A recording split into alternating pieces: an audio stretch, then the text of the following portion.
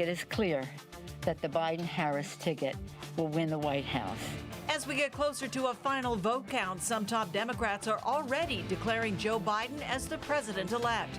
But President Trump is still challenging votes tonight. Days after the national election, we're going to tell you how some states are preparing to recount their ballots.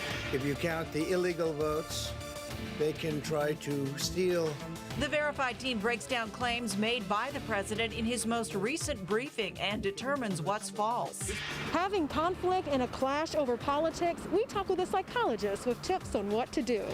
Giving back and saying thank you to our ill and injured service members who have sacrificed so much for us. And Mike Love from the Beach Boys and actor John Stamos team up on a song called This Too Shall Pass. News 8 starts right now.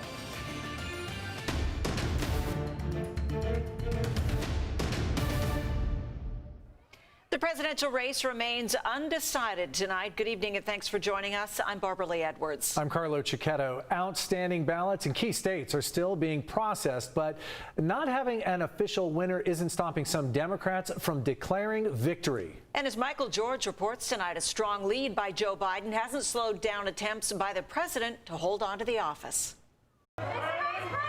The vote margins are tightening in favor of Joe Biden after the former vice president narrowly surpassed President Trump in Pennsylvania and Georgia. It is clear that the Biden-Harris ticket will win the White House. Top Democrats are already celebrating, though prematurely, with the race still too close to call. This morning, Georgia's Secretary of State said he expects a recount. The focus for our office and for the county election officials for now remains on making sure that every legal vote is counted and recorded accurately. Here in Delaware, all afternoon, the Biden campaign has been preparing for a primetime address by the former vice president and his running mate, Kamala Harris.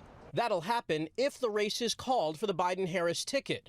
Meanwhile, President Trump continues to make unsubstantiated claims of voter fraud, and he's vowed to fight the election results all the way up to the U.S. Supreme Court if he loses. There's tremendous litigation going on, and this is a case where they're trying to steal an election.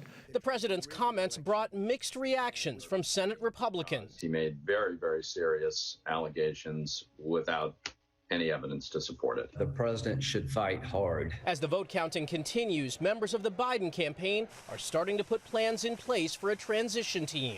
Michael George, CBS News, Wilmington, Delaware. Now, before all is said and done in the presidential elections, the votes will be counted in several states. News 8's LaMonica Peters has more on the laws and regulations that surround the recount process in those states. There are multiple states still in play 3 days after Americans cast their vote for president, and now those states are preparing to recount their ballots. I'm going to tell you about some of the steps those states will take to make sure that every vote is counted.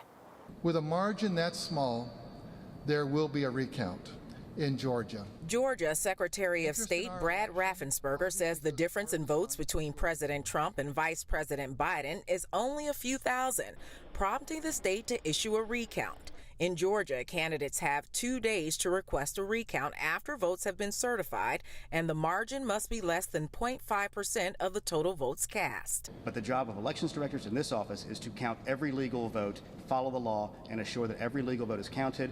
It's important to note that recounts are a normal part of the election process, and it's done to ensure that the first count was accurate. A tight race in Pennsylvania will also likely lead to a recount, with numbers there changing every day.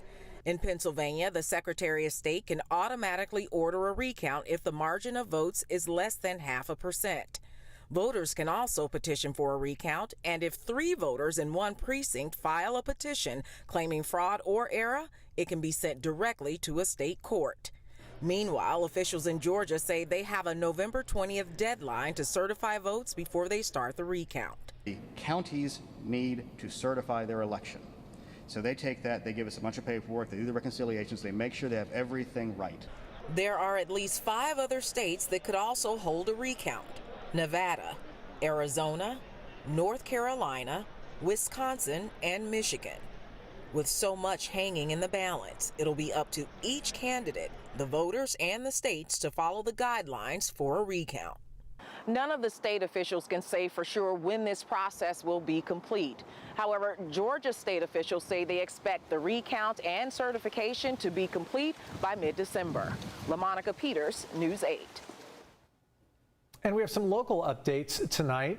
Todd Gloria still has a lead of more than 60,000 votes ahead of Barbara Bree in the San Diego mayor's race. And in the closely watched 50th district race, Republican Darrell Issa is still ahead of Democrat Amar Campa-Dejar by nearly 20,000 votes. And for a full list of local and national races, be sure to follow along on our News 8 app or on our social media pages, where we're continuing to update all the results as they come in. A lot of you are weighing in on the election on our social media platforms tonight. Yeah, we're asking, when do you think a winner will be declared? A, tonight, B, tomorrow, or C, next week, or D, other? Luis says A, tonight. Oscar says B, tomorrow.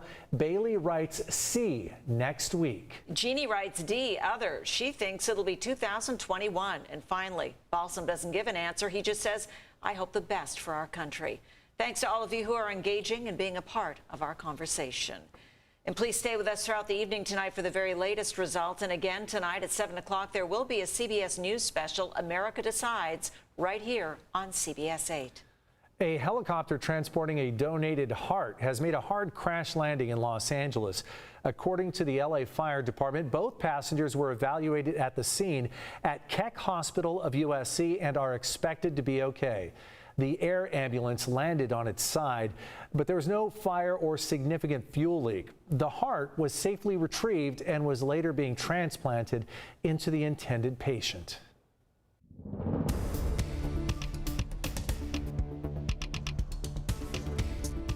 Definitely a difference in our forecast for today. I'm Chief Meteorologist Carlene Chavis. We got a taste of fall today. We had high clouds, low clouds also moving in, and now we're talking about a storm system. So it's a pretty shaky camera. This is our view from our Mount Soledad camera. The gusts are picking up as well. We have winds out of the southwest for downtown at 10 miles per hour, cloudy skies and 67 degrees. So first the wind and then the rain. We do have that low that has closed in over Northern California right now, but steering that onshore flow in our direction, seeing some shower activity as early as tonight, but I want to go ahead and set the clock for tomorrow because that's when we're expecting the bulk of the moisture as we go into the afternoon hours. So starting in the morning hours all the way through the afternoon, even a few isolated thunderstorms. So 8 o'clock tomorrow morning, you're looking at scattered shower activity and light to moderate rainfall. That will keep going until the afternoon hours at 1 p.m. for Saturday.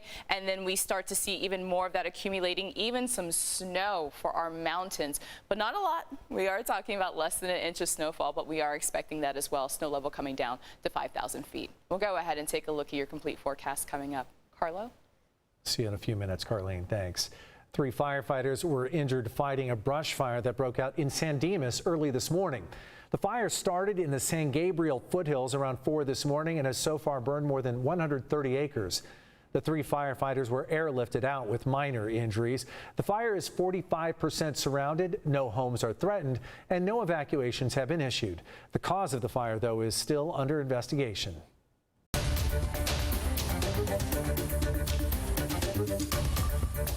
A slight decline in new coronavirus cases today in San Diego County. Health officials are reporting 480 new cases. That's down from 530 yesterday. About 4% of more than 13,000 tests came back positive. 5 new community outbreaks were reported, making 27 new outbreaks in the past week. There were also 3 more deaths. That total is now at 907. The current adjusted case rate is 7.4. That needs to come down to 7 or lower to avoid sliding back into the purple tier. Tonight, the United States is on pace to surpass yesterday's single-day record of nearly 122,000 new COVID cases. The Midwest is getting hit especially hard. Hospitals there are having to make room for the surge in COVID patients. Elise Preston has the latest.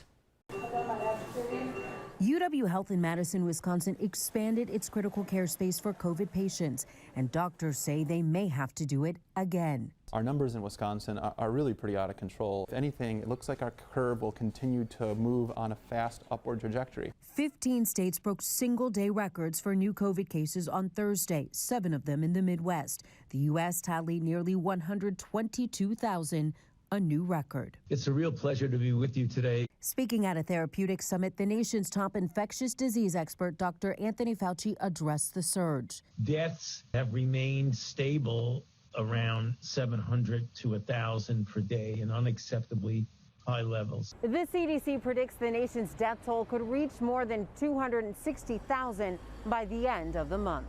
Susan Three Irons says her 17-year-old daughter Elvia is the youngest person in North Dakota to die from COVID complications. Both mother and daughter were hospitalized when Elvia's heart stopped. I put the phone beside her. I told her I love her. Told her she could rest now and be at peace. And an elections supervisor in Missouri who worked a 15-hour shift on Election Day died later that night.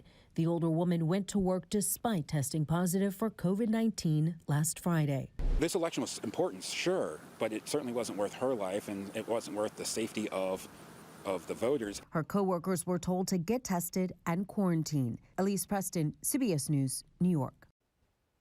Right now, more than 54,000 Americans are hospitalized with COVID-19, with about 11,000 of them in intensive care. Nearly 10 million Americans have now been diagnosed with COVID-19 since the pandemic began. It wasn't your typical LA police chase. Still ahead tonight, what led this driver and officers onto an airport runway? First, 16 years after he was convicted of killing his wife and unborn son, the Scott Peterson case is heading back to court.